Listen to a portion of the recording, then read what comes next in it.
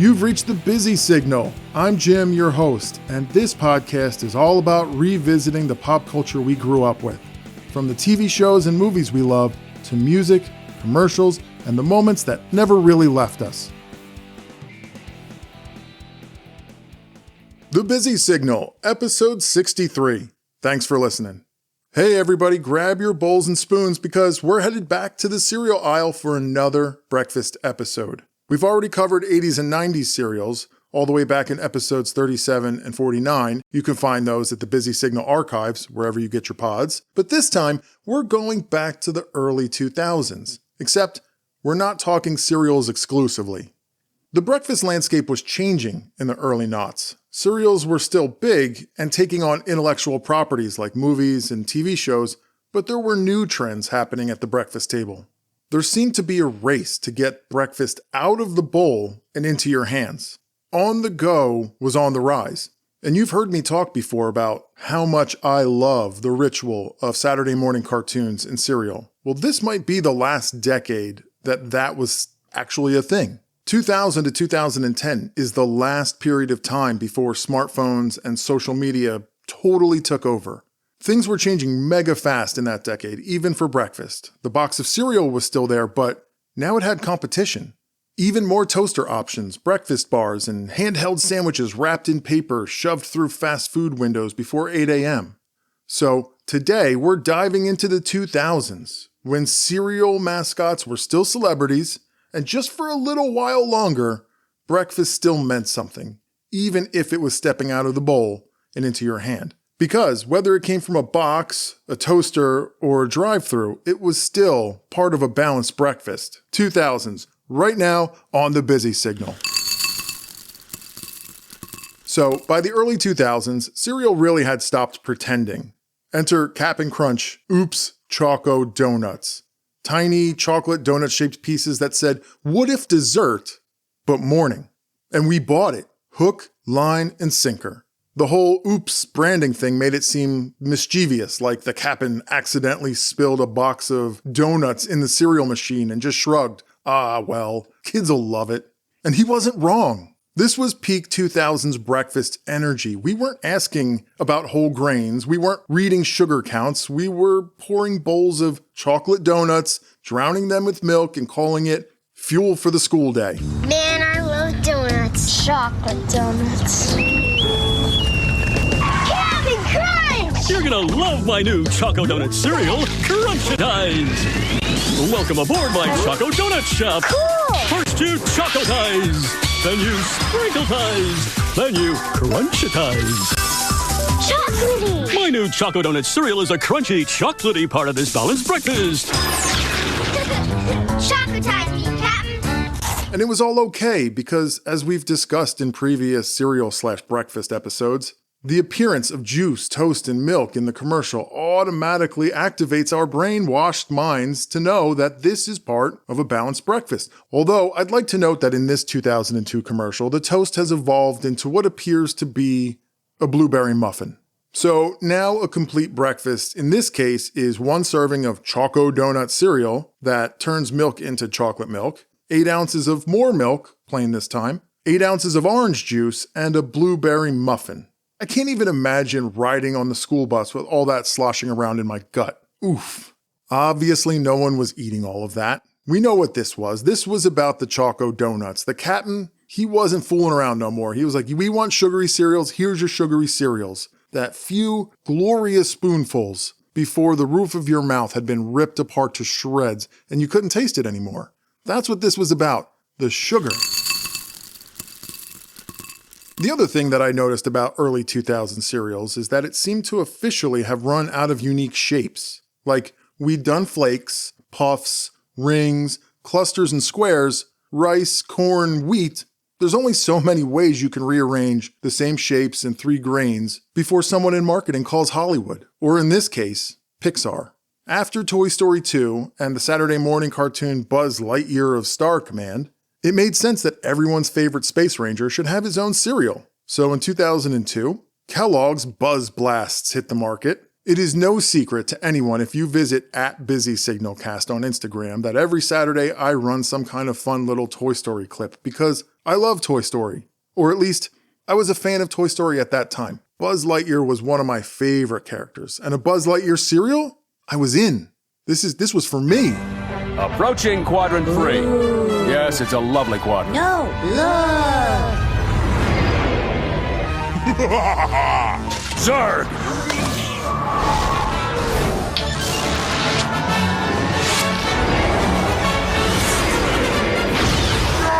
Pass the milk! Huh? Pass the milk. Buzz Blast cereal, a space-age part of this complete breakfast to fuel your adventures. To infinity and beyond! Buzz Blasts leaned hard into the space theme, like, duh. It was purple and green with the whole to infinity and beyond energy, right there in your breakfast bowl. And did it work? I guess. It looked cool, kind of. The pieces I remember being a bit, like, flat in shape, like they weren't puffed up. They weren't really that three-dimensional. It looked cool, I guess, but really, it kind of came off a bit weird. The flavor was sweet, but nondescript after that, really. Like, it was sweet, but it seemed less about flavor and more about the visuals. This was the era when cereal boxes weren't just cereal boxes. They were literally movie posters, or episode guides, or giving you Nintendo tips on how to get to the next level. They were extended marketing campaigns that you literally could pour milk on. And by 2000, cereal companies weren't just selling breakfast, they were selling intellectual properties by the spoonful. And I'm not gonna lie, Buzz Blast cereal box was cool. So if you're out there and you have a Buzz Blast cereal box, it might be worth something. To infinity and beyond! Am I allowed to say that? I'm thinking I did such a terrible job with it, I might get away with it. It's at this point in our breakfast journey that cereal steps out of its bowl and into your hand. Like wild stuff starts happening in the world of cereal. By the 2000s, we'd already gotten used to milk and cereal in snack bar form. But cereal wanted to push boundaries further. And in 2007, Kellogg's decided that pouring milk over your cereal wasn't interactive enough. So they gave us Fruit Loops and Cocoa Krispies cereal straws. Yes, a straw. Made out of cereal. Hey, Toucan Sam, how would you make milk more fun? Why, with Fruit Loop cereal straws, of course. Just dip them in and sip, sip, sip. And pull them out and munch, munch, munch. All together now, dip, sip, munch. Fruit Loop cereal straws, colorful fruit-flavored cereal with a creamy coating inside. So fun to dip, sip, munch. In the cereal section. It was a crunchy tube lined on the inside with a sweet milk coating. I guess that's kind of what it was. You'd stick it in your glass of milk and sip the milk through this thing like a civilized human being, and then you ate the straw. It was part breakfast, part science experiment, part snack attack. This was peak 2000s energy. Like, cereal had already become bars and snack mixes. Now it was its own utensil. The bowl was optional. You could now take cereal with you wherever you wanted, without pretending that it was any kind of healthy.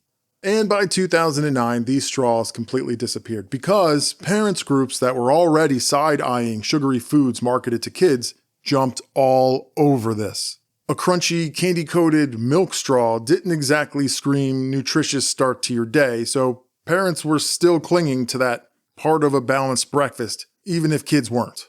And 12 years later, those kids were now grown, and after years of online begging for their return, Kellogg's brought the straws back in 2021, proving that nostalgia is stronger than the food pyramid. Oh, and what parent out there ever looked at these straws anyway as actual breakfast? We all know what this was. This was snack food. This was junk food. I mean, come on, as if.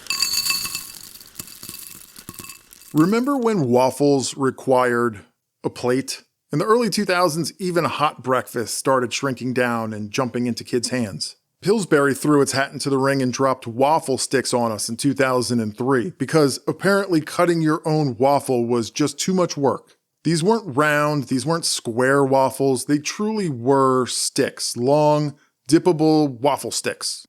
And they came with their own little container of syrup, like breakfast Dunkaroos. No need to pour anymore. It's amazing how far some kids will go for Pillsbury waffle sticks with dipping cups. That's because waffle sticks taste good and crispy and come with their own dipping cups of rich sweet syrup. And now come in cinnamon and chocolate chip. 2 new dippable, dunkable flavors. Pillsbury waffle sticks. A delicious part of a good breakfast. The fun is dipping in. This tiny shift, it was huge. It further solidified the trend that breakfast wasn't something you sat down for. It was something you grabbed on the way out the door. No fork, no knife, plate, super optional. Just tear open a package, nuke, dip and go. It was part of this early 2000s evolution when cereal bars, toaster pastries, and fast food breakfasts were all competing to make mornings faster, sweeter, and way more kid-controlled. Waffles had officially left the table. They were now a handheld snack with syrup on the side. And by 2005, Pillsbury really had found some success with this, so they expanded the line to include mini pancakes and French toast sticks, and then rebranded it all as Pillsbury Dunkables. Still part of a balanced breakfast, as seen in the commercials featuring a tall glass of milk and an apple. The apple's new. I'm okay with it. So now breakfast is sticks, I guess. Even Pop-Tarts felt the need to mess with its own success in the early 2Ks. At this point, it doesn't even seem like breakfast is just portable. It seems like it's having an identity crisis. I mean, you know things are weird when Pop-Tarts, the kings of toaster breakfast, decided that the rectangle was too formal. Pop-Tart snack sticks weren't your dad's Pop-Tarts. They were thinner, individually wrapped, and had no need for a toaster oven or a plate, or even a morning. We're the Breakfast Crew, and we're here to show you snacks in the 21st century. Zero gravity means no crumbs on your shirt. And snacks will transform from cookies into new cookies and cream Pop-Tart snack sticks. A chocolatey cookie crust jammed up with a tasty cream filling. Silverware is out, lasers are in. Stack them, pack them, or dunk them. And that's why we say new cookies and cream Pop-Tart snack sticks rule. Like cereal straws, this wasn't part of a balanced breakfast. This was have it with a glass of OJ before school food. This was throw it in your backpack and eat it during math class food. It was breakfast rebranded as a snack. And that was the shift. In the 1980s, breakfast had rules, and the 90s, those rules were loosened a little bit, but they were still followed. The 2000s? Breakfast completely jumped the bowl. It had portability, although, as far as Pop-Tarts go, we'd be lying to ourselves if we didn't admit that we were already eating them untoasted and on the go. I mean, everything around Pop-Tarts was getting smaller, faster, and more snackable. Waffles became sticks, cereals became bars and straws. Pop-Tarts semi-rebranded itself and slightly changed its appearance to do the same thing we'd already been doing with it for decades. But that's marketing. We see you, Pop-Tarts. Breakfast was officially not just a meal. It was a category. The concept had grown. It now needed 2 aisles in the supermarket, and things are just getting crazy. So let's get out of the supermarket and get away from the breakfast table, because while breakfast was becoming more portable from home, there was a space where it was already quick and easy.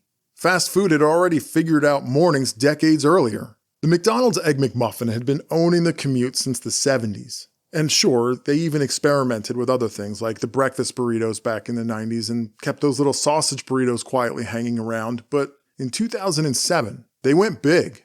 The McSkillet burrito. This wasn't your modest little drive-thru wrap. This thing clocked in at 610 calories, nearly double that of an Egg McMuffin. Eggs, sausage, peppers, onions, potatoes, cheese, salsa, wrapped up like a proper hefty breakfast burrito. There's always something good inside. You just have to find it. Now McDonald's has it. The new McSkillet burrito. Skillet potatoes, scrambled eggs, and savory sausage, layered with zesty salsa and cheese. Find everything good about breakfast, all inside a warm tortilla. This was substantial. It felt a little homemade, and it was bold, but it didn't last. Uneven popularity in markets and the fact that it was probably a lot of prep in a morning rush built on speed had to have been factors in its disappearance in 2010. And it's a real shame too, because it was pretty good. Actually, it was kind of surprising at the time as well, because during this time was when fast food was trying to present itself as having healthier options like salad shakers and adult Happy Meals with salads and a bottle of water. These healthier options were of course brought on by 2004's hit documentary Super Size Me. But even after a film showing how unhealthy a diet of fast food could be, and despite offering new healthier options, fast food joints were still up to their old tricks. Because right after that 2004 documentary, Burger King turned right around in 2005 and unleashed the breakfast sandwich that chose violence. The enormous omelet sandwich. For once, fast food marketing was telling the absolute truth. This thing was enormous. 2 full omelet patties. What is an omelet patty? But they had 2 full omelet patties, sausage, bacon, American cheese, all stacked on a long sesame-seeded roll. This bad boy clocked in at 730 calories with an eye-watering amount of sodium, which at the time was actually more calories than a Whopper. Let that sink in. You could either have a signature flame-grilled burger or a breakfast sandwich that required a nap immediately afterwards. And who handed this beastly breakfast behemoth to you? The king. Not the friendly cartoon crown king from the 70s and 80s. I'm talking the mid-2000s reboot. The silent, plastic-faced monarch who would just appear in your bedroom or at your front door or your office desk. No dialogue, just that frozen grin, medieval robe, and giant molded head. New. The enormous omelet sandwich. Egg-normous, meat-normous, cheese-normous. That's right. The enormous omelet sandwich. Wake up with the king.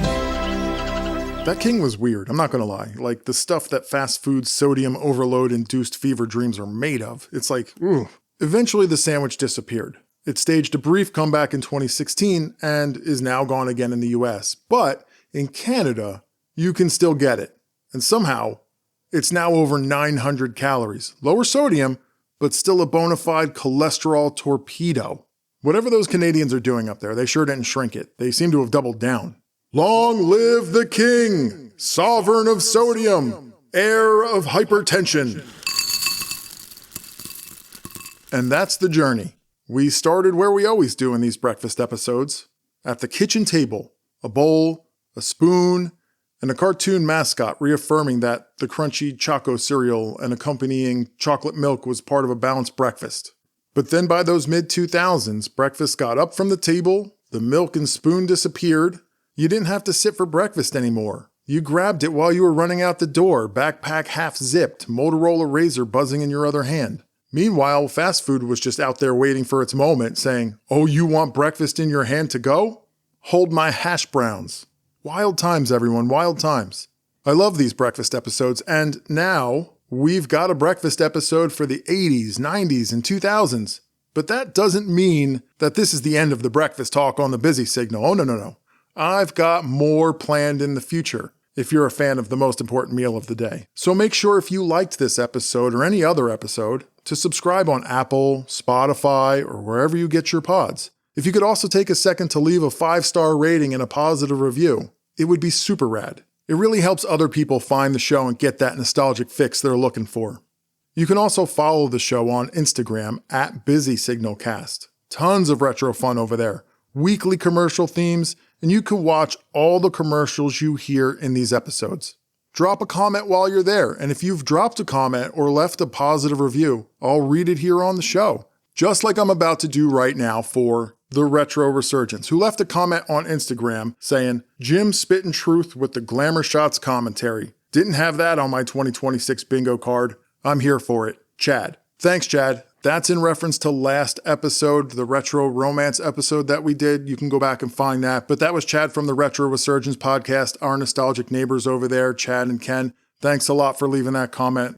Well, that's it for this one. Seems like a balanced breakfast kind of took a whole new meaning on in the 2000s. Balanced on a dashboard. Thanks for hanging out, everyone. Catch you later. Once again, I'd like to say thanks for listening. And as always, you can listen to The Busy Signal everywhere quality podcasts are streamed. Hit the subscribe button to have a new episode delivered directly to your favorite device every other Friday. If you really like the show, leave a 5-star rating or a positive review on Apple and Spotify.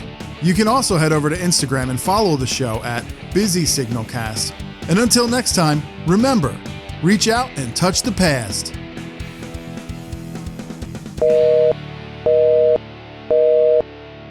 Chocolatey part of this balanced breakfast.